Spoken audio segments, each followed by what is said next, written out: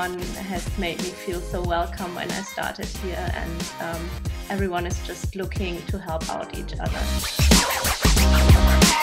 Especially for me, when I was new in summer, I could basically go in every office, talk to people, ask them. It was a good start.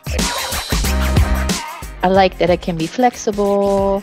I can have my own working hours if I need to be spontaneous somewhere, but still at the same time, I can be efficient at work. I can work from home or it can be at the office. Specifically for Frankfurt, we're still in this sort of somewhere almost still a startup setting. We have the great backing though from a Silicon Valley based company. We get sort of a mix between the European culture and the US culture, right? The best of two worlds here, and that's really cool.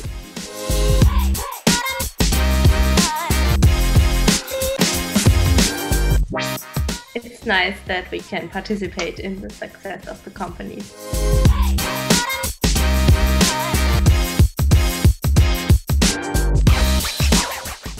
And of course, the good fresh coffee, right?